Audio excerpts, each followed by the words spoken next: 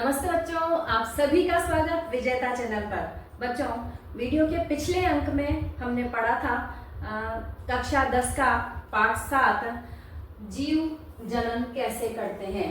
ये जो टॉपिक है लेसन का वो अब इस साल की बुक्स में चेंज हो गया है बच्चों। तो इस बार इसका नाम हो गया है जीवों में प्रजनन।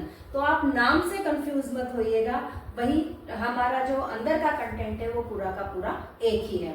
तो पिछले वाले वीडियो में हमने देख लिया था कि अलैंगिक जनन कैसे होता है पौधों में भी और जंतुओं में भी, निम्न वर्ग के जो जंतु और पौधे होते हैं उनमें। तो हमने, आपको याद होगा कि हमने क्या पढ़ा था।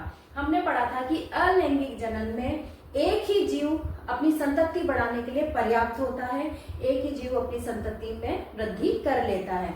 अब लैंगिक जनन किसे कहते हैं ये देखते हैं हम। तो लैंगिक जनन के लिए बच्चों ये उच्च वर्ग के सभी पादपों और जंतुओं में होता है, और लैंगिक जनन के लिए हमें कम से कम 2 जीवों की आवश्यकता होती है, जिनमें से एक पुरुष होना चाहिए यानी एक मेल होना चाहिए और एक फीमेल या मादा होना चाहिए। तो वो दोनों मिलकर के लैंगिक जनन की क्रिया संपन्न करते हैं और उसमें फिर संतति जो है वो उत्पन्न होती है। अगर हम इसे परिभाषित करें लैंगिक जनन को, सेक्सुअल रिप्रोडक्शन जिसको इंग्लिश में कहेंगे, तो इसकी परिभाषा होगी कि ऐसा जनन जिसमें नई संतति उत्पन्न करने के लिए समान समष्टि के एक नर व एक मादा की आवश्यकता होती है। समान समष्टि का मतलब एक ही जाति के, एक ही स्पीशीज के, जैसे मनुष्य के। तो एक नर, और उनमें भी जो 2 जीव होने चाहिए वो एक नर और एक मादा होना चाहिए, यानी एक मेल और दूसरा फीमेल। लैंगिक जनन कहलाता है। इसकी जनन कोशिकाओं में, इन दोनों की ही, नर और मादा की जनन कोशिकाओं में अर्धसूत्री विभाजन से, वहां पर समसूत्री विभाजन हो रहा था, तो यहाँ पर अर्धसूत्री विभाजन से नर व मादा युग्मक का निर्माण होता है। ठीक है, मेल गेमेट और फीमेल गेमेट का निर्माण होता है। फिर इन युग्मकों के संयोजन से ये दोनों मिलते हैं, इनका संयोजन होता है जिसे फर्टिलाइजेशन कहते हैं। तो इन दोनों के संयोजन से नए जीव का विकास होता है, जिसमें गुणसूत्रों की संख्या अपने पैतृकों के समान हो जाती है। बच्चों, आप समझ गए होंगे कि अर्धसूत्री विभाजन जब हुआ तब गुणसूत्रों की संख्या जो मेल गैमेट और फीमेल गैमेट बना था, नर युग्मक और मादा युग्मक बना था, उनमें गुणसूत्रों की संख्या अपने मातृ कोशिकाओं की तुलना में आधी रह जाती है। और जब फिर इनका संयोजन होता है, वापस से ये जब दोनों मिलते हैं, फर्टिलाइजेशन की क्रिया होती है, तब वापस से वही के वही गुणसूत्रों की संख्या हो जाती है जो उसके माता या पिता में थी। तो इस तरह से जो समष्टि में गुणसूत्रों की संख्या होती है वो लगातार बनी रहती है, न तो वो कम होती और न वो ज्यादा होती। इसी वजह से उस समष्टि में कोई परिवर्तन जो है वो नहीं आता है। तो इस तरह से लैंगिक जनन को हम इस तरह से डेफिनेशन दे सकते हैं, परिभाषित कर सकते हैं। बच्चों, अब हम पढ़ते हैं पुष्पी पादपों में लैंगिक जनन। तो पुष्पी पादपों में लैंगिक जनन को हम समझें उससे पहले हमारा ये जानना आवश्यक है कि पुष्पों में जो लैंगिक भाव होते हैं वो होते कौन से हैं, पुष्प की संरचना कैसी होती है। तो यहाँ पर मैंने देखिए पुष्प की संरचना बनाई है। तो हम कह सकते हैं कि पुष्प बाह्यदल। मैं आपके लिए एक पुष्प भी लेकर आई हूँ यहाँ पर बच्चों। ये देखिए, ये जो हरे हरे कलर के होते हैं, जो कि कली को, जब वो कली अवस्था में रहती है तो हरे जो कठोर जो उस पर कवच रहता है पत्तियों का, वो बाह्यदल कहलाता है। और उसका काम यही होता है कि वो, सभी आप लोगों ने गुलाब की कली देखी होगी कि वो बाह्य जो छोटे मोटे जो जीव जंतु रहते हैं जो उस फूल को नुकसान पहुंचा सकते हैं, उनसे वो उसकी सुरक्षा का कार्य करता है। तो बाह्यदल इसमें भी ये है हरे, अगर आपको नजर आ रहे हैं तो। और गुलाब को आप सभी ने देखा होगा कली के रूप में, तो वो हरे वालों से जो ढकी रहती है कली, वो बाह्यदल ही कहलाते हैं। उसके बाद है दल। तो ये रंगीन वाले जो होते हैं, जो जीव जंतुओं को परागण के लिए अपनी तरफ आकर्षित करते हैं, वो कहलाते हैं दल। और पुंकेसर, ये यहाँ पर जो चित्र बन रहा है उसमें ये देखिए, ये बाह्यदल है, और ये दल जो होते हैं वो कलर्ड होते हैं, हर फूल में अलग अलग कलर के होते हैं। फिर होते हैं पुंकेसर और फिर होते हैं स्त्रीकेसर। तो पुष्प जो होता है वो बाह्यदल, दल, पुंकेसर व स्त्रीकेसर से मिलकर बना होता है। यहाँ चित्र में आप देखिए, पुंकेसर जो है ये इस तरह से जो ये तंतु निकल रहा है, फाइव ये निकलता है तो इसको जो धागा टाइप निकलता है उसे तंतु कहते हैं, और सिरे के ऊपर जो मोटा सा एक रहता है उसे परागकोश कहते हैं, और ये दोनों मिलकर पुंकेसर का निर्माण करते हैं। इसी प्रकार से ये वर्तिकाग्र, ये वर्तिका और ये अंडाशय जो फूला हुआ भाग रहता है, वर्तिका लंबा वाला भाग रहता है और वर्तिकाग्र जो रहता है वो ऊपर वाला भाग रहता है, ये थोड़ा सा चिपचिपा रहता है। तो ये तीनों भाग मिलकर के और स्त्री केसर का निर्माण करते हैं। तो इस तरह से वो पुंकेसर जो है वो नर जननांग हो गए और स्त्री केसर जो है वो मादा जननांग हो गए पुष्प के। तो इसी वजह से पुंकेसर व स्त्री केसर जो है वो पुष्प के जनन भाग होते हैं। अब इस पुष्प में मैं आपको दिखाती हूँ। ये नीचे वाला जो भाग है बच्चों, ये मोटा मोटा सा आपको दिखाई दे रहा है। इसका मैं दलों को खोलती हूँ। ये देखिए, एक एक दल को मैंने यहाँ पर खोला है। ये देखिए आप, इस तरह से ये दल को खोलने के बाद ये जो संरचनाएं हमें दिखाई दे रही हैं, ये सब पुंकेसर के तंतु हैं। और इन तंतुओं के ऊपर यहाँ पर ये मैं देख पा रही हूँ कि एक घुंडी सी रचना, फूली हुई रचना होती है। ये परागकोश होते हैं और इन पराग कोशों में ही नर युग्मक का निर्माण होता है, और नर युग्मक जो होते हैं वो पौधों में पुंगड़ू कहलाते हैं बच्चों।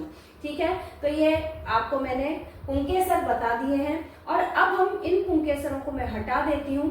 ये देखिए, इन पुंकेसरों को मैंने हटा दिया है। तो अब ये हटा करके ये वाला जो भाग निकला है मोटा मोटा सा नीचे की तरफ, देख रहे हैं आप।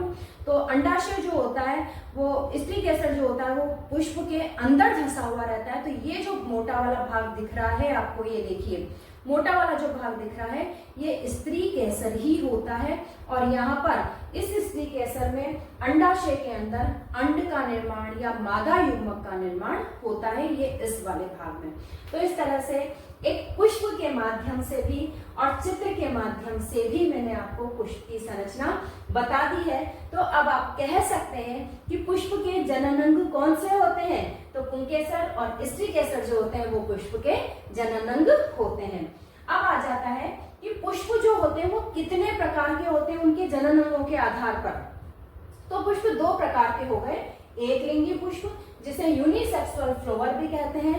नाम से ही आप पहचान गए होंगे कि जब पुष्प में पुंकेसर या स्त्री केसर में से केवल एक जननांग उपस्थित हो, केवल एक ही जननांग है, तो वो जो पुष्प कहलाएगा वो एक लिंगी पुष्प कहलाएगा। उदाहरण है पपीता, तरबूज और भी बहुत सारे पुष्प जो है वो आप अपने आसपास देख सकते हैं।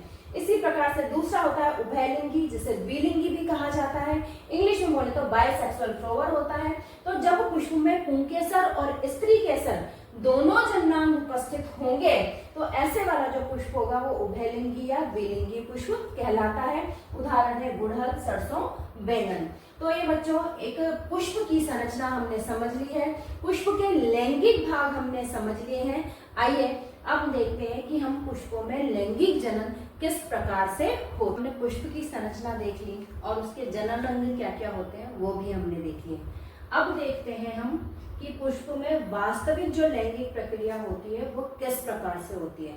लेकिन हम पूरी लैंगिक प्रक्रिया को पढ़ें उससे पहले हमारे लिए दो शब्द जानना बहुत जरूरी है। वो क्या क्या है? देखिए कि यदि उभयलिंगी पुष्पों में पराग कणों का स्थानांतरण उसी पुष्प के वर्तिकाग्र पर होता है तो इसे स्वपरागण, सेल्फ पॉलिनेशन कहते हैं। कई बार शॉर्ट क्वेश्चंस में आपसे ये वाला प्रश्न पूछ लिया जाता है कि स्वपरागण और परपरागण का अर्थ बताइए। तो स्वपरागण, सेल्फ पॉलिनेशन का मतलब हो गया सेल्फ, स्व मतलब खुद का। तो खुदी के परागकण यदि खुदी के वर्तिकाग्र पर पहुंच रहे हैं, नर जो युग्मक हैं वो खुदी के ही मादा युग्मकों तक पहुंच रहे हैं, तो ये वाला जो पॉलिनेशन है वो सेल्फ पॉलिनेशन या स्वपरागण कहलाता है। इसमें किसी और के परागकणों की आवश्यकता नहीं है। और दूसरे प्रकार का जो परागण है वो कहलाता है क्रॉस पॉलिनेशन या पर परागण। तो उल्टा हो जाएगा इसका कि यदि एक पुष्प के परागकण दूसरे पुष्प पर स्थानांतरित होते हैं, मान लीजिए एक पुष्प में दोनों ही गैमेट्स बन रहे हैं परंतु वो दोनों के पकने का, परिपक्व होने का समय अलग अलग है, तो वो अपने आप को परागित नहीं कर पाएंगे। तो इस वजह से अपने आप को फर्टिलाइज नहीं कर पाएंगे, इस वजह से वो दूसरे के वर्तिकाग्र पर चले जाते हैं। तो चाहे से तो एक लिंगी पुष्प हो चाहे वो द्विलिंगी पुष्प हो, दोनों की ही हम बात कर रहे हैं। यदि एक पुष्प के परागकण दूसरे पुष्प पर स्थानांतरित होते हैं तो इसे पर परागण क्रॉस पॉलिनेशन कहा जाता है। और ये जो स्थानांतरण है वो जल के द्वारा, वायु के द्वारा, प्राणियों के द्वारा संपन्न होता है। प्राणियों में आप समझ रहे होंगे बच्चों, जो कीड़े मकोड़े उड़ते रहते हैं, तितली हो सकती है, टिड्डा हो सकता है, भंवरा हो सकता है, मच्छर और मक्खी हो सकते हैं, मधुमक्खी हो सकते हैं, कोई भी जो प्राणी हो सकता है जो कि परागण में हेल्प कर रहा है वो स्थानांतरण करते हैं। ठीक है, तो अब हम इस चित्र को देखते हैं, इसे ध्यान से देखिए। आपके स्क्रीन पर भी एक मैंने चित्र दिखा रखा है, दोनों सेम ही है।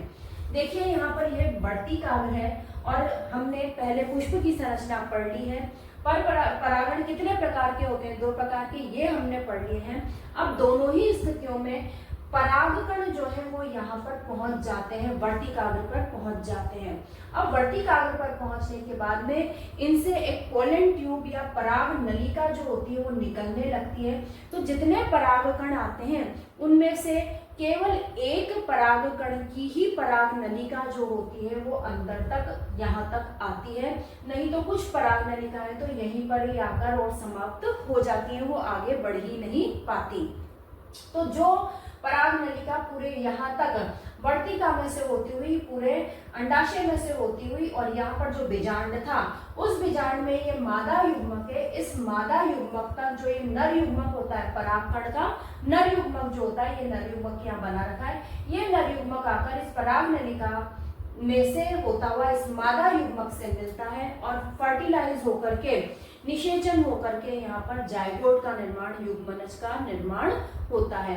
तो ये जो पूरी प्रक्रिया है इसी के द्वारा जो लैंगिक क्रिया होती है वो संपन्न होती है। चलिए देखते हैं, इसी को हम वर्ड्स में पढ़ते हैं यहाँ पर कि ये वाला क्वेश्चन बच्चों बहुत इंपॉर्टेंट है कि पुष्पों में लैंगिक जनन को समझाइए। तो पुष्पों में जब लैंगिक जनन को समझाना है तो आपको ये चित्र भी बनाना पड़ेगा और ये सारी चीजें हैं जो भी लिखनी पड़ेंगी। तो आप चाहें तो इस पूरे के पूरे बोर्ड को नोट डाउन कर लीजिए अपनी कॉपी में। बहुत ही सरल भाषा में मैंने आपको यहाँ पर समझाया है। देखिए कि परागकण वर्तिकाग्र पर पहुंचकर एक पराग नलिका बनाते हैं जो वर्तिका से होती हुई बीजांड तक पहुंचती है। ये पराग नलिका बीजांड तक पहुंच रही है। इसके बाद पराग नलिका से आया नर युग्मक तथा बीजांड की अंड कोशिका संलयित होकर युग्मनज जायगोट बनाते हैं। इस युग्मनज में अनेक विभाजन होते हैं और बीजांड में भ्रूण विकसित होने लगता है। यहाँ पर जब अब इनका युग्मनज बन चुका है दोनों के केंद्रकों के मिलने से, तो अब उसके अंदर विभाजन होना जो है वो शुरू हो जाएंगे और विभाजन शुरू होने के बाद में हम इसको धीरे धीरे भ्रूण में वो विकसित होता जाएगा। तो यहाँ अंदर तो भ्रूण का विकास हो रहा है और साथ में ही क्या होता है कि इसी समय बीजांड के बाहर कठोर आवरण बनने लगता है। इस बीजांड के बाहर जो है वो कठोर आवरण जो है ये जो बीजांड था इसके बाहर कठोर आवरण बनने लगता है और बीजांड जो है वो बीज में परिवर्तित हो जाता है। तो बच्चों आपने जितने भी बीज देखे होंगे सब में आपने ये बात नोट की होगी कि बाहर जो है वो एक हार्ड आवरण रहता है, उसके अंदर जो होता है वो भ्रूण होता है। तो इस तरह से ये जो बीजांड में कठोर आवरण होने से और ये भ्रूण होने से, इसके अंदर भ्रूण होने से वो बीज में परिवर्तित हो गया है और जो अंडाशय रहता है ये अंडाशय परिपक्व होकर फल बनाता है। यानी कि ये जो फूला हुआ भाग है वो और ज्यादा फूल जाएगा और फल का निर्माण करेगा और ये जो बीज है वो फल के अंदर रह जाएंगे, जैसे कि हम फल खाते ही हैं। ठीक है, तो अंडाशय परिपक्व होकर फल बनाता है और उस बीज में भावी पौधा या भ्रूण होता है जो उपयुक्त परिस्थिति में विकसित होकर नया पादप बनाता है। ये देखिए बच्चों, मैंने चने का बीज लिया है यहाँ पर। चने के बीज को जब हम उगाते हैं तो हम ये देखते हैं कि इसके जो दोनों भाग हैं, दोनों बीजपत्र हैं, वो अलग अलग फैल जाते हैं और उनमें से ये ऊपर की तरफ जो निकलेगा वो प्रांकुर कहलाएगा। ये देखिए थोड़े दिनों बाद की स्थिति है, तो ये जो ऊपर की तरफ निकलेगा हरा वो प्रांकुर कहलाएगा, यानी वायवीय भाग का निर्माण करेगा। और जो नीचे की तरफ जमीन में नीचे चला जाएगा वो मूलांकुर कहलाएगा। ये मूल देखिए नीचे जड़ में जा रही है जो कि भावी जड़ का निर्माण करेगी। तो इस प्रकार से पुष्पी पौधों में ये लैंगिक जनन जो है वो संपन्न होता है। अंत में इसके बीज बनते हैं और उन बीजों को उगाने से हमें नए पौधे प्राप्त होते हैं। तो इस तरह से जो पुष्पी पादप होते हैं वो अपनी संतति निर्माण करते हैं। अर्थों में लैंगिक जनन पढ़ने के बाद में आइए बच्चों अब चलते हैं मनुष्य में लैंगिक जनन। तो आप सभी जानते हैं कि मनुष्य में लैंगिक जनन के लिए एक निश्चित उम्र होती है जिसे युवावस्था कहते हैं, और उस युवावस्था में जो द्वितीय गौण लैंगिक लक्षण होते हैं, नर और मादा दोनों में ही जो द्वितीय गौण लैंगिक लक्षण होते हैं वो प्रकट होने लगते हैं। तो नर युग्मकों के निर्माण के लिए नर में नर जनन तंत्र पाया जाता है और मादा युग्मकों के निर्माण के लिए मादा में मादा जनन तंत्र पाया जाता है। तो यहाँ पर हम पढ़ रहे हैं पहले नर जनन तंत्र, इसकी संरचना और इसके जो अंग हैं वो क्या क्या कार्य करते हैं वो हम देखते हैं। तो नर जनन तंत्र को हम कहेंगे मेल रिप्रोडक्टिव सिस्टम। तो देखिए, जनन कोशिकाएं उत्पन्न करने वाले अंग एवं जनन कोशिकाओं को निषेचन के स्थान तक पहुंचाने वाले अंग संयुक्त रूप से नर जनन तंत्र बनाते हैं। एक तो जो उत्पन्न करेंगे और दूसरे इसमें साथ में ही कौन से अंग भी शामिल हैं जो उन नर युग्मकों को निषेचन के स्थान तक पहुंचाएंगे। तो ये जो दोनों तरह के जो अंग होंगे वो संयुक्त रूप से मिलकर नर जनन तंत्र का निर्माण करते हैं। ये देखिए, यहाँ पर मैंने आपके चित्र बनाया है और साथ में आपके स्क्रीन पर भी एक चित्र चल रहा है, दोनों ही लगभग समान है। आप इसे देखिए, ध्यान दीजिए, ये जो होता है ये मूत्राशय, उत्सर्जन तंत्र की संरचना हम पढ़ चुके हैं। तो ये मूत्राशय है और इसमें ये मूत्रनलियां आकर के खुल रही हैं। तो मूत्राशय जो है, मूत्र मार्ग जो होगा, यूरेथ्रा जो होगा, वो नर युग्मकों के स्खलन के लिए और मूत्र के लिए ये उभय मार्ग होता है, यानी दोनों ही यहीं से ही कार्य किए जाते हैं। तो ये मूत्राशय है और यहाँ से हम चलते हैं, ये वृषण है। अब ये देखिए, वृषण जो होते हैं वो शरीर के बाहर स्थित होते हैं। वृषण ही शुक्राणुओं को बनाने का कार्य करते हैं। तो ये जो वृषण है वो मनुष्य के शरीर के बाहर स्थित होते हैं। क्यों होते हैं बच्चों? ये वाला प्रश्न आपसे कई बार एग्जाम्स में पूछ लिया जाता है कि मनुष्य में वृषण शरीर के बाहर स्थित क्यों होते हैं। तो भाई इसलिए होते हैं कि वृषण को अपना कार्य करने के लिए, शुक्राणुओं का निर्माण करने के लिए शरीर के ताप से थोड़े कम ताप की आवश्यकता होती है। तो इस वजह से वो शरीर के बाहर स्थित होते हैं कि शरीर के अंदर का जो तापमान रहेगा वो तो ज्यादा ही रहेगा। अभी हमारे जो पाचन तंत्र है, मस्तिष्क और जो सारे तंत्र हैं उन सबका ताप ज्यादा रहता है। किसकी तुलना में? हमारे बाहर की तुलना में, इसकी स्किन की तुलना में। क्यों? क्योंकि स्किन तो वातावरण के संपर्क में आ गई, तो स्किन वातावरण के संपर्क में आ जाती है, इसलिए इसका ताप थोड़ा सा कम हो जाता है अंदर की तुलना में। तो वृषण भी जब बाहर स्थित हो जाते हैं तो वातावरण से घिरे रहने के कारण उनका ताप शरीर की तुलना में थोड़ा सा कम हो जाता है। और वृषण को शुक्राणु उत्पादन के लिए थोड़े से कम ताप की आवश्यकता होती है, इसलिए वृषण जो होते हैं वो शरीर से बाहर स्थित होते हैं। जो ये वृषण है, 2 वृषण मनुष्य में पाए जाते हैं। वृषण कोश के अंदर ये स्थित होते हैं। तो ये वृषण कोश जो झिल्ली दिखाई देती है आपको, झुर्रीदार झिल्ली, वो वृषण कोश कहलाती है। अब वृषण जो होते हैं वो शुक्राणु उत्पादन तो कर ही रहे हैं, साथ में ये टेस्टोस्टेरोन हार्मोन का स्राव भी कर रहे हैं। तो टेस्टोस्टेरोन हार्मोन जो होता है वो शुक्राणु उत्पादन का नियंत्रण तो रखेगा ही सही कि कब बनने हैं, कितनी उम्र में बनने हैं और कितने बनने हैं। तो ये सारी बातों का तो वो ध्यान रखेगा ही सही टेस्टोस्टेरोन हार्मोन। साथ ही वो इस बात का भी ध्यान रखेगा कि जो द्वितीय गौण लैंगिक लक्षण हैं वो प्रकट होने शुरू हो गए हैं ना एक निश्चित उम्र के बाद में। यौनारंभ पढ़ा था बच्चों ने 8th क्लास में, वो आपको पता होगा कि 12 से और 18 साल तक की जो उम्र होती है वो द्वितीय गौण लैंगिक लक्षण उसके अंदर प्रकट होते हैं और वो वाली जो अवस्था होती है वो किशोरावस्था कहलाती है। तो उसी अवस्था में ये टेस्टोस्टेरोन हार्मोन स्रावित होने लगता है और जो द्वितीय गौण लैंगिक लक्षण होते हैं लड़कों में आपको पता होंगे कौन कौन से होते हैं। आवाज का भारी होना, शरीर पर बालों का मजबूती से आना, उनका रंग ज्यादा काला होना, छाती का चौड़ा होना, तो इस तरह के जो लक्षण है, दाढ़ी मूछें आना, ये जो लक्षण है द्वितीयक गौण लैंगिक लक्षण, वो आपके किशोरावस्था में प्रकट होने लगते हैं और इन्हें टेस्टोस्टेरोन हार्मोन ही नियंत्रित करता है। तो चलिए आगे चलते हैं। तो वृषण से जो शुक्राणु बने वो इस शुक्र वाहिनी वास डिफरेंस के द्वारा, ये जो शुक्र वाहिनी है इस शुक्र वाहिनी के द्वारा ये शुक्राशय में पहुंच जाते हैं। अब ये इकट्ठे कहाँ पर होंगे? शुक्राशय बन तो गए हैं, तो बने हैं तो वृषण में तो रहेंगे नहीं, तो जो भी शुक्राणु बनते जाते हैं वो यहाँ पर शुक्राशय में इकट्ठे होते हैं। अब इस शुक्राशय में नर जनन तंत्र में दो ग्रंथियां पाई जाती हैं, एक तो होती है प्रोस्टेट ग्रंथि और दूसरी होती है बल्बोयूरेथ्रल ग्रंथि। तो ये दोनों ग्रंथियां जो होती हैं वो शुक्राणुओं को द्रव माध्यम प्रदान करने के लिए और साथ में ही पोषण प्रदान करने के लिए एक सफेद रंग का चिपचिपा द्रव स्रावित करती है जिसे वीर्य कहते हैं। तो ये जो होता है ये भी सब कुछ शुक्राशय में अपना स्राव जो है वो शुक्राशय में डाल देती हैं। तो इस तरह से शुक्राणु जितने भी दिन यहाँ पर रहते हैं वो उससे पोषण प्राप्त करते रहते हैं और द्रव माध्यम में वो तैरते रहते हैं।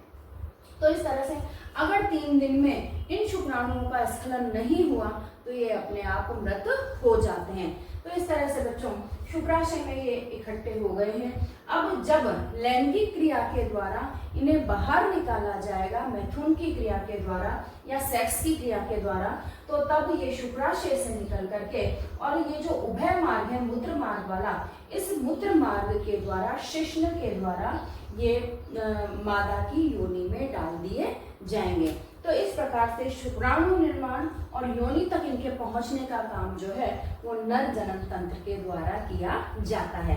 बच्चों ये पूरा ही जो लिखा हुआ है बहुत इम्पोर्टेंट है और हर साल नर जनन तंत्र के रूप में पूरा ही जनन तंत्र पूछा जाता है। लेकिन अगर शॉर्ट क्वेश्चन आ गया कि नर जनन तंत्र पर टिप्पणी लिखिए, तो इस तरह से ये पूरा चित्र बनाते हुए और ये जो इसकी क्रियाविधि है या जो संरचना है वो आप लिख सकते हैं। तो मैं चाहूंगी कि आप इसे नोट डाउन कर लीजिए और एग्जाम में अगर पूछा जाता है तो हमें ऐसे के ऐसे ही लिखना है और साथ में चित्र भी बनाना है। तो अब जो मैंने बोला है देखिए उस तरह से हम इसे कैसे लिख सकते हैं। तो वृषण में शुक्राणु निर्माण तथा टेस्टोस्टेरोन हार्मोन का उत्पादन होता है। यह हार्मोन शुक्राणु उत्पादन में नियंत्रण के साथ साथ लड़कों में यौनारंभ के लक्षणों का भी नियंत्रण करता है। उत्पादित शुक्राणुओं को लेकर शुक्र वाहिनी शुक्राशय में जाती है। प्रोस्टेट ग्रंथि तथा बल्बोयूरेथ्रल ग्रंथि भी अपने स्राव शुक्र वाहिनी में डालती हैं, जिससे शुक्राणु एक तरल माध्यम में आ जाते हैं और उन्हें पोषण भी प्रदान होता है। मूत्र मार्ग शुक्राणुओं तथा मूत्र दोनों का उभय मार्ग होता है, जहां से लैंगिक क्रिया के समय शुक्राणुओं को मादा की योनि में स्थानांतरित कर दिया जाता है। शुक्राणु के सिर में आनुवांशिक पदार्थ तथा इसके लंबी पूंछ होती है जो इसे अंड तक पहुंचने में मदद करती है। उस पूंछ की गति से शुक्राणु जो होता है वो फटाफट से जैसे ही योनि में छोड़ा जाता है वैसे ही ये गति करके और आगे चला जाता है मादा जनन तंत्र में और वहां पर इसे जो अंडा मिलता है, मादा युग्मक मिलता है, उससे ये संयोजित हो जाता है। तो यहाँ पर देखिए ये शुक्राणु का चित्र मैंने बनाया है। सिर होता है और सिर में ये केंद्रक होता है जिसके अंदर आनुवांशिक भाग होते हैं। नर युग्मक के अपने पिता के ये गुणों को लेकर के जाता है, गुणसूत्रों को लेकर के, और ये मध्य भाग कहलाता है। यहाँ पर बहुत सारे माइटोकॉन्ड्रिया पाए जाते हैं और साथ में इसके लंबी पूंछ होती है जो इसको गति में सहायक होती है। तो बच्चों ये था नर जनन तंत्र। जनन तंत्र के बाद आ जाते हैं मादा जनन तंत्र पर, फीमेल रिप्रोडक्टिव सिस्टम पर। तो मादाओं में अंड का निर्माण और विशेष प्रकार के हार्मोनों एस्ट्रोजन और प्रोजेस्टेरोन का निर्माण जो होता है वो अंडाशय के द्वारा किया जाता है। तो अंडाशय ये जो दोनों हार्मोन का निर्माण कर रहा है, तो ये हार्मोन युवावस्था प्रारंभ होते होते अंडों के निर्माण में तो सहायक होंगे ही सही, साथ में ही जो द्वितीयक गौण लैंगिक लक्षण प्रकट होंगे लड़कियों में कौन कौन से होते हैं आप सभी को पता है, बताइए फटाफट सोचिए। तो लड़कियों में लक्षण होते हैं त्वचा का मुलायम होना और आवाज का पतले होना, मधुर होना, स्तनों का विकास होना और ये श्रोणी मेखला का थोड़ा सा चौड़ा होना, और रजोधर्म मेंस्ट्रुअल साइकिल जो होती है, पीरियड्स आना जिनको हम कहते हैं, वो सारे जो लक्षण होते हैं वो द्वितीयक गौण लैंगिक लक्षण कहलाते हैं, और ये एस्ट्रोजन और प्रोजेस्टेरोन हार्मोन की वजह से ही संभव हो पाता है। तो बच्चों कई बार शॉर्ट क्वेश्चंस में आपसे नर हार्मोन, नर लैंगिक हार्मोन या मादा लैंगिक हार्मोन के नाम भी पूछे जा सकते हैं। तो इन हार्मोनों को मैं आपसे कहूंगी कि इन हार्मोनों को न सिर्फ आप याद कीजिएगा बल्कि इनको लिख लिख कर भी देखिएगा, क्योंकि ये नाम ऐसे हैं कि कई बार आपको लिखने में प्रॉब्लम आ सकती है। इस वजह से आप इन सभी को लिखकर भी देखिए और याद तो कीजिएगा ही। तो नर लैंगिक हार्मोन है टेस्टोस्टेरोन, जबकि मादा लैंगिक हार्मोन है एस्ट्रोजन तथा प्रोजेस्टेरोन। ठीक है, तो देखिए अब हम संरचना देखते हैं। तो मादा में 2 अंडाशय लेफ्ट और राइट जो है वो स्थित होते हैं मादा जनन तंत्र में, और ये जो अंडाशय होते हैं ये इन पेशियों के द्वारा इससे गर्भाशय से जुड़े रहते हैं। अब इन अंडाशयों से हर महीने दोनों अंडाशय हमेशा अंडे को परिपक्व नहीं करते। 1 माह में एक अंडाशय द्वारा ही या तो इससे एक अंडा परिपक्व होता है। और आपको ये जानकर बहुत आश्चर्य होगा कि जैसे अर्धसूत्री विभाजन के द्वारा अंडों का निर्माण होता है, तो बहुत सारे अपरिपक्व अंडे लड़की के जन्म के समय उसके अंडाशयों में स्थित होते हैं। यानी अर्धसूत्री विभाजन के टाइम पर जो 2 विभाजन होते हैं, तो वो फर्स्ट स्टेज जो होती है विभाजन की, वो पहले ही पूर्ण हो चुकी होती है, जन्म के समय ही वो पूर्ण हो चुकी होती है। और जो सेकंड विभाजन उनका होता है वो यौनारंभ प्रारंभ के समय होता है, तो वो सीधे सेकंड विभाजन करके और परिपक्व होने का काम तो यौनारंभ में करते हैं, और वो कार्य एस्ट्रोजन और प्रोजेस्टेरोन हेल्प की हार्मोन की सहायता से होता है। तो इस तरह से इन दोनों अंडाशयों से हर महीने एक अंडे का परिपक्वन होता है। इनको झेलने के लिए ये अंडवाहिका इनसे जुड़ी हुई रहती है। अब ये जो अंडवाहिका रहती है बच्चों, वो इस तरह की झालरदार होती है और ये अंड है। तो इससे जैसे ही कोई अंडा परिपक्व होता है वैसे ही ये उसे कैप्चर करने के लिए वहां पर इस तरह से तैयार रहती हैं। तो जैसे ही अंडा हुआ और वैसे ही ये आगे नलिका है, तो इस तरह से ये नलिका में चले जाते हैं। तो ये जो नलिकाएं हैं इन्हें कहेंगे हम अंडवाहिका या फैलोपियन ट्यूब। ये जो दोनों फैलोपियन ट्यूब हैं वो आगे जाकर के एक थैले जैसी संरचना बनाती हैं, जिसे गर्भाशय या यूट्रस कहते हैं। और ये गर्भाशय जब इसके अंदर कोई बच्चा नहीं बढ़ रहा है तब ये बिल्कुल पतला रहता है, हमारे और सभी अंगों की तरह से सिकुड़ा हुआ रहता है। और जब इसके अंदर बच्चे का पालन होता है, बच्चा बढ़ता है, तो ये गर्भाशय भी धीरे धीरे करके बढ़ता जाता है, फूलता जाता है। इसीलिए जो प्रेग्नेंट वुमेन्स होती हैं, प्रेग्नेंट वुमेन होती हैं, उनके अंदर ये गर्भाशय के फूलने के वजह से उनका जो पेट होता है वो हमें बढ़ा हुआ प्रतीत होता है। तो इस तरह से ये जो अंडवाहिकाएं मिलकर के इन्होंने ये गर्भाशय का निर्माण किया। अब जो गर्भाशय है वो इस ग्रीवा के द्वारा योनि में खुलता है, वेजिना के अंदर खुलता है। ठीक है, तो ये हमारे थी मादा जनन तंत्र की संरचना। आइए इसको पढ़ते हैं कि अंडाशय अंड निर्माण के साथ साथ मादा हार्मोन्स एस्ट्रोजन तथा प्रोजेस्टेरोन का स्राव भी करता है, जो मादा द्वितीयक गौण लैंगिक लक्षणों को प्रकट करते हैं। सेकेंडरी सेक्सुअल जो कैरेक्टर्स हैं उनको ये हार्मोन्स प्रदर्शित करने में हेल्प करते हैं। लड़की के जन्म के समय ही अंडाशय में हजारों अपरिपक्व अंडे होते हैं। यौनारंभ में इनमें से कुछ परिपक्व होने लगते हैं। 2 में से एक अंडाशय द्वारा हर माह एक अंडा परिपक्व होता है। अंडवाहिका द्वारा इस अंडे को गर्भाशय तक ले जाया जाता है। दोनों अंडवाहिकाएं संयुक्त होकर एक लचीले थैलेनुमा संरचना का निर्माण करती हैं, जिसे गर्भाशय कहते हैं।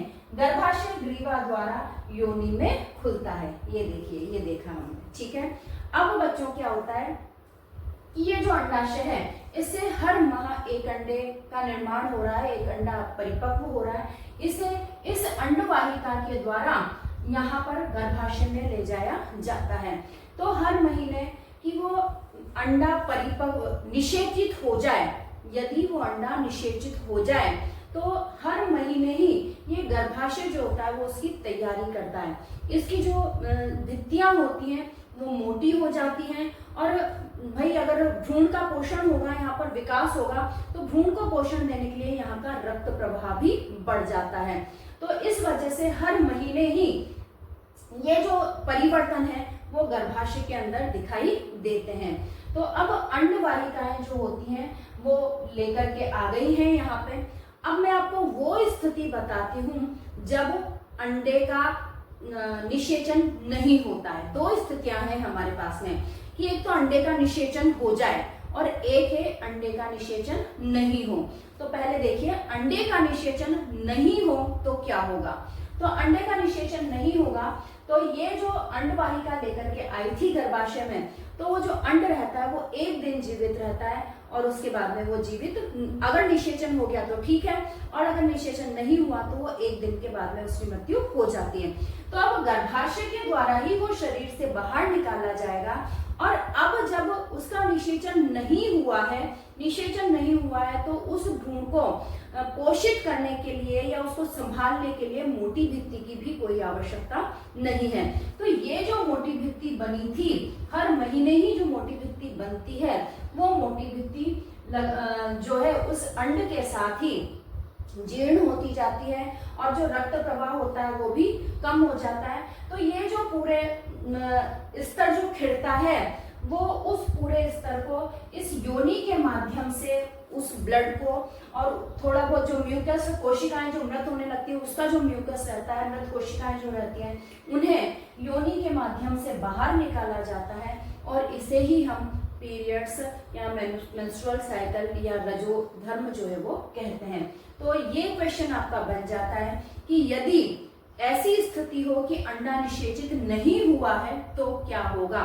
तो ऐसी स्थिति में ये जो गर्भाशय ने तैयारी की थी भ्रूण को संभालने के लिए, उसे पोषण देने के लिए, वो मोटा हो गया था, रक्त प्रवाह बढ़ गया था, तो वो सब अब जरूरत नहीं है क्योंकि अंडा निषेचित नहीं हुआ है। तो उस मृत अंडे के साथ ही इन सब का जो स्तर है, गर्भाशय का जो स्तर है, मृत कोशिकाएं हैं, म्यूकस है, वो सभी उसके साथ धीरे धीरे योनि के माध्यम से बाहर आने लग जाते हैं, और इसी को रक्तस्राव कहा जाता है। और ये जो अवधि होती है महिलाओं में 2 से 8 दिन के मध्य की होती है, और हर माह ये चक्र चलता रहता है। तो इसे ही हम साइकिल, पीरियड साइकिल कहते हैं। ठीक है, अब बात करते हैं उस स्थिति पर जब अंडा निषेचित हो गया है।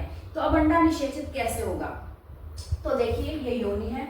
मैथुन की प्रक्रिया में लैंगिक क्रिया के समय या सेक्स के समय, जो मैंने अभी बात कही थी नरजनन तंत्र में भी, कि सेक्स के समय इस योनि में जो शुक्राणु है उनको छोड़ा जाता है, और ये जो शुक्राणु है वो ग्रीवा के माध्यम से यहाँ गति करते हुए और अंडवाहिका, दोनों ही अंडवाहिकाओं में जाएंगे। उन्हें पता नहीं है कि अंडा कौन सी अंडवाहिका में, कौन सी फैलोपियन ट्यूब में, वो हजारों की संख्या में, मिलियंस की संख्या में वो होते हैं, और वो दोनों ही अंडवाहिकाओं में गति करते हैं। अब जिस भी अंडवाहिका में उन्हें अंडा मिल जाएगा वो उसके साथ संयोजित हो जाएंगे। और बच्चों, ये पहुंचते तो बहुत सारे शुक्राणु अंड कोशिका के पास में है, लेकिन केवल एक ही शुक्राणु जो होता है वो अंड कोशिका से संयोजित हो पाता है। जो सबसे ज्यादा जिसकी प्रतिरोधी क्षमता होगी, जो यहाँ अंडे तक पहुंचेगा, क्योंकि अंडे तक पहुंचने की क्रिया में ही बहुत सारे शुक्राणु मर जाते हैं। तो जो अंडे तक पहुंचेगा और जो सबसे पहले उसे भेद पाएगा, बहुत सारी परत से वो बना हुआ होता है, तो जो उसे भेद पाएगा और सबसे पहले उसी से ही वो निषेचित होगा। बाकी के जैसे ही वो एक से निषेचित हुआ, जैसे ही एक नर युग्मक से संयोजित हुआ वो, वैसे ही उसके बाहर एक परत का निर्माण हो जाता है, जिससे जो अन्य अब आने वाले शुक्राणु हैं वो उसके अंदर प्रवेश नहीं कर पाते, वो उसे भेद नहीं पाते। तो इस तरह से एक अंड कोशिका से एक शुक्राणु ही संयोजित होता है। और ये जो संयोजन का कार्य है या निषेचन का जो कार्य है वो फैलोपियन ट्यूब या अंडवाहिका में ही संपन्न होता है। ये बहुत इंपॉर्टेंट बात है बच्चों, जो आपसे प्रश्न में भी पूछ ली जाती है। कि निषेचन, मनुष्य में निषेचन कौन से अंग में होता है।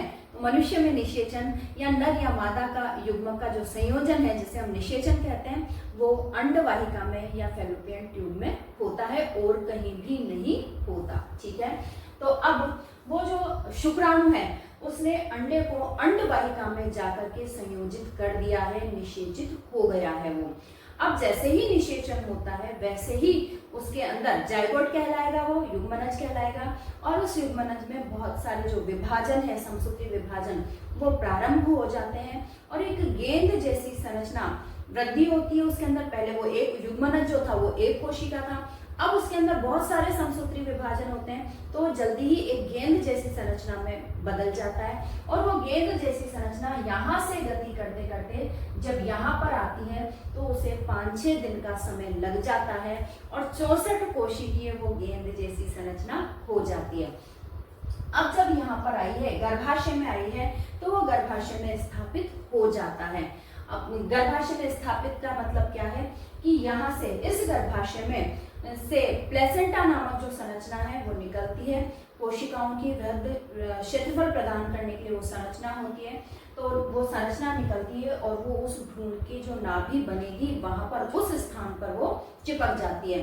तो अब जो इसको पोषण देने की तैयारी पहले से हो रही है उसके अंदर, तो अब जो पोषण देने का काम है या गैसों के आदान प्रदान का काम है, ऑक्सीजन लेनी है उन बढ़ते हुए भ्रूण को और कार्बन डाइऑक्साइड निकालनी है। इसी तरह से पोषक पदार्थ लेने हैं और उत्सर्जी पदार्थ छोड़ने हैं। तो ये जो आदान प्रदान का कार्य है वो उस प्लेसेंटा के द्वारा किया जाता है, और ये जो प्लेसेंटा से जुड़ने का जो काम है उसे रोपण कहा जाता है। ठीक है, तो अब वो उससे जुड़ गया है, सभी जो आदान प्रदान आवश्यक हैं वो सभी हो रहे हैं। तो अब वो जो भ्रूण है वो लगातार वृद्धि करता रहता है, उसके हाथ पैर निकल जाते हैं, मस्तिष्क, हृदय, सारे जो अंग होते हैं हमारे, उन सब का विकास हो जाता है।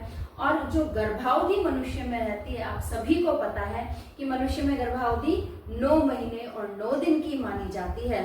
तो उस 9 महीने और 9 दिन में उस भ्रूण का पूर्ण विकास हो जाता है और वो शिशु में रूपांतरित हो जाता है। सब कुछ उसका विकास हो गया।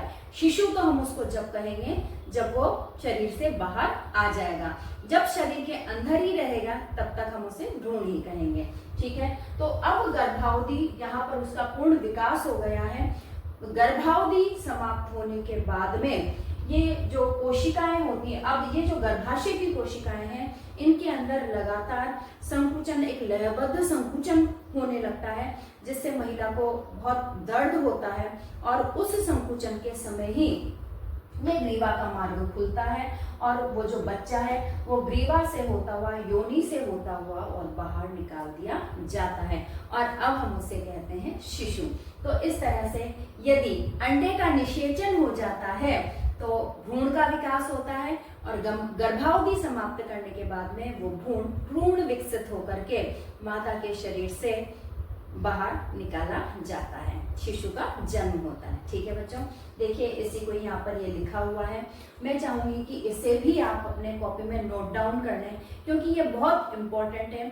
यदि आपसे मादा जनन तंत्र पूछा जाता है तो ये आपको लिखना है, चित्र भी बनाना है और उसमें जो लैंगिक जनन की क्रिया है और बच्चे के जन्म की क्रिया है वो भी मैंने यहाँ पर लिख दी है। और यदि आपसे बड़े क्वेश्चन में पूरा जनन तंत्र पूछा जाता है, मनुष्य में लैंगिक जनन तंत्र के बारे में बताइए, तब भी जो इससे पहले नर जनन तंत्र लिखा हुआ था वो और अब जो मादा जनन तंत्र लिखा हुआ है वो दोनों ही आपको लिखने हैं, साथ में बच्चे के जन्म की क्रिया भी लिखनी है। ठीक है, आगे चलते हैं हम कि माँ का शरीर प्रत्येक माह भ्रूण को ग्रहण करने एवं उसके पोषण हेतु तैयारी करता है। गर्भाशय की आंतरिक परत मोटी होती जाती है। भ्रूण के पोषण हेतु रक्त प्रवाह भी बढ़ जाता है।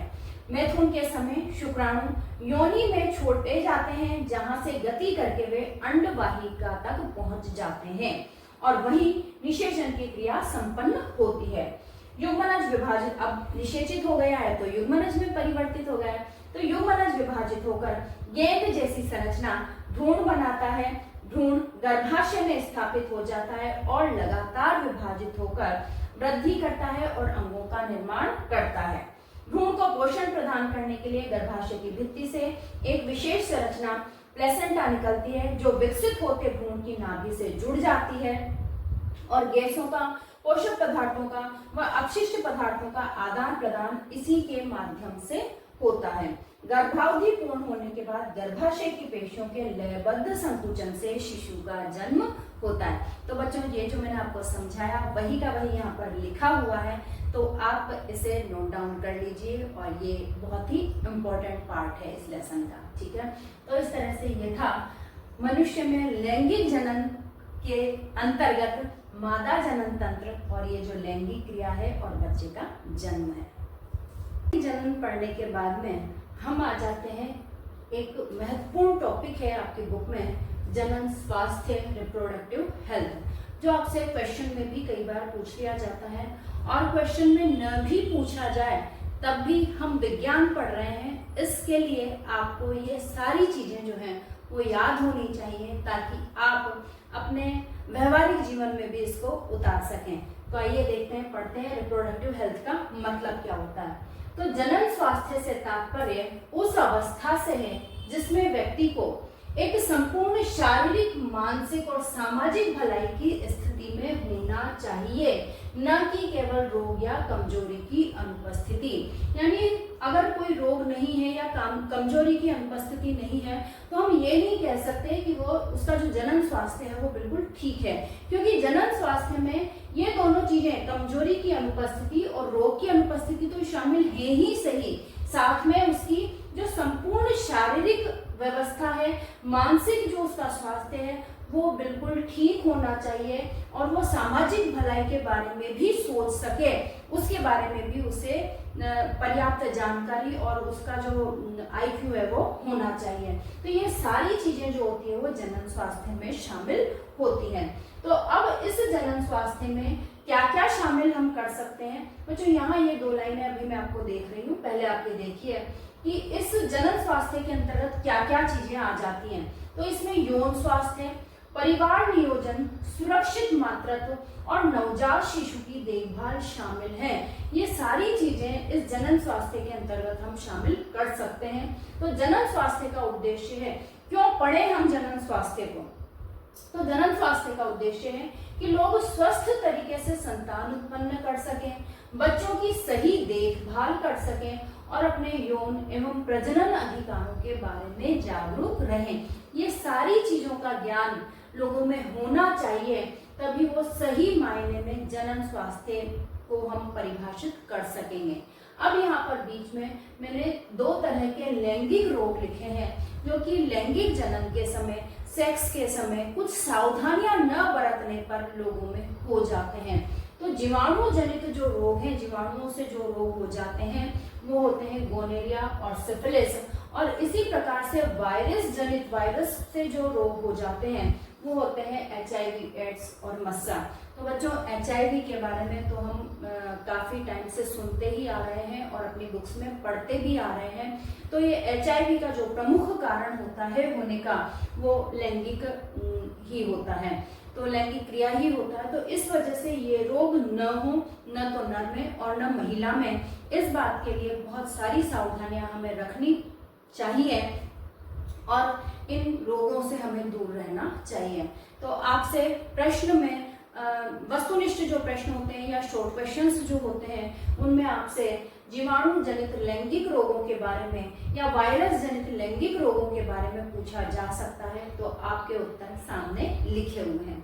अब जो हमने इसके अंदर शामिल की थी चीजें, उन चीजों को हम बता तो देते हैं वर्बली, लेकिन हमें लिखना मुश्किल होता है। तो मैंने आपके लिए इन सभी चीजों को शॉर्ट में लिखा है, जो आपसे एग्जाम में पूछी जा सकती है और नहीं भी पूछी जाए तो आपको खुद को पता होनी चाहिए कि ये चीजें क्या होती हैं। तो सबसे पहले पढ़ते हैं यौन स्वास्थ्य, सेक्सुअल हेल्थ को।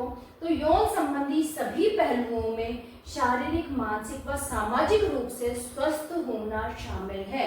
हम हर तरीके से, शारीरिक रूप से भी कोई प्रॉब्लम न हो, हम बहुत अच्छा सोचें, उच्च स्तर का सोचें, हमें मानसिक रूप से भी कोई प्रॉब्लम न हो और सामाजिक रूप से समाज के बारे में, समाज के फायदे के बारे में भी हम सोचें। तो ये तीनों चीजें इसके अंदर शामिल होती हैं। जिसमें उन्हें सुरक्षा, सुख और निर्णय लेने की स्वतंत्रता होनी चाहिए। उनके विचारों को कोई समाज वाले, माता पिता, दोस्त, कोई भी जो उनके ये निर्णय हैं, इन सभी को वो प्रभावित नहीं करने चाहिए। एक स्वतंत्र क्षमता व्यक्ति में अपने सोचने की होनी चाहिए। ठीक है, तो ये हो जाता है यौन स्वास्थ्य। फिर आ जाते हैं परिवार नियोजन, फैमिली प्लानिंग। बच्चों, इस बात के लिए आपने बहुत सारे एड आपके रेडियो पर, टीवी पर और जो आपके आजकल मोबाइल्स में एड आते हैं वो सभी, तो वो सभी आपने देखे होंगे। हमारी जो भारत की जनसंख्या है वो काफ़ी ज़्यादा बढ़ रही है और उसे नियंत्रित करने के लिए हम फैमिली प्लानिंग को यूज़ कर सकते हैं, ताकि जो जनसंख्या है वो भी नियंत्रित हो, साथ ही हमारा जो मेल और फीमेल का स्वास्थ्य है वो भी सही बना रहे।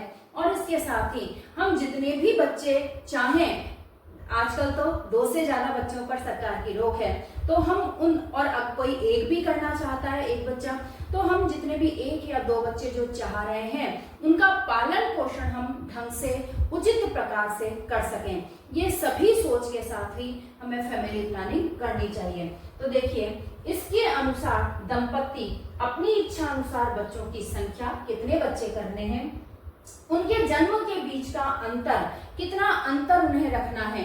3 साल, कम से कम 3 साल का तो हमारी सरकार ने बोल ही रखा है कि जब दूसरा बच्चा होता है 3 साल बाद, तो पहला बच्चा थोड़ा सा समझदार हो जाता है, क्योंकि माता पिता का जो ज्यादा ध्यान है फिर छोटे बच्चे पर चला जाता है। तो जो 3 साल, 3.5 साल का बच्चा होगा वो थोड़ा सा अपने आप में अपने कार्य करने में सक्षम हो जाएगा।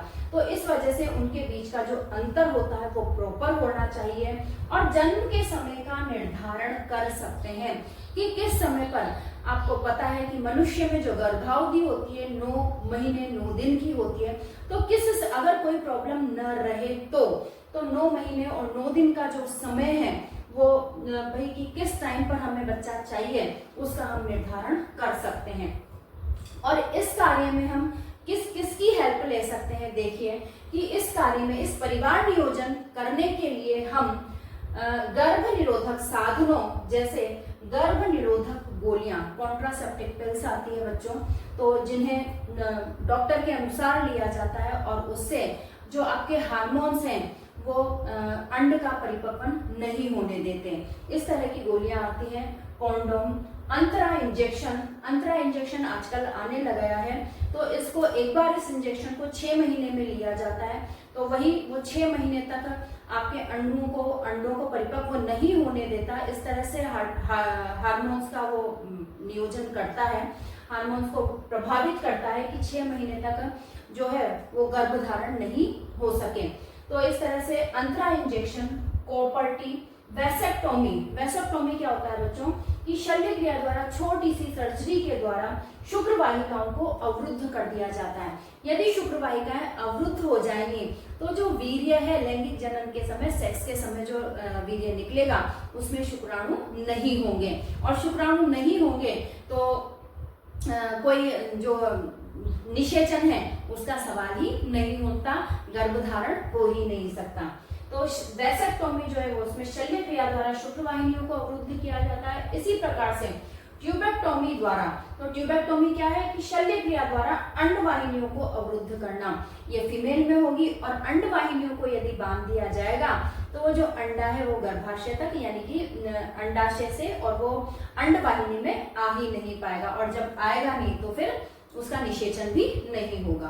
तो और इस प्रकार से गर्भधारण से बचा जा सकता है। तो ये ट्यूबेक्टोमी और वैसेक्टोमी जब प्रयोग में ली जाती है बच्चों, जब अब आप बच्चे नहीं चाहते, उस स्थिति में इन क्रियाओं का उपयोग किया जाता है। और बच्चों में अंतर रखने के लिए, या फिर कि हमें अभी बच्चा नहीं चाहिए उस समय के लिए, इन सारी परिस्थितियों के लिए ये जो कॉपर्टी है, गर्भ निरोधक गोलियां हैं, कॉन्डोम है, अंतरा इंजेक्शन है, इन सब का प्रयोग किया जाता है। और स्थायी रूप से कि अब हमें बच्चा चाहिए ही नहीं, 2 बच्चे हो चुके हैं, उस स्थिति में ट्यूबेक्टोमी और वैसेक्टोमी का प्रयोग किया जाता है। तो ये सारी चीजें गर्भ निरोधक साधनों में है का उपयोग किया जा सकता है। साथ ही इस परिवार नियोजन में और कौन सी चीजें शामिल हैं साथ ही इसमें प्रजनन स्वास्थ्य सेवाओं की जानकारी, क्या क्या हमें सेवाएं मिलती हैं सरकार के द्वारा, वो जानकारी और यौन संबंधी शिक्षाएं जो कि बहुत जरूरी हैं।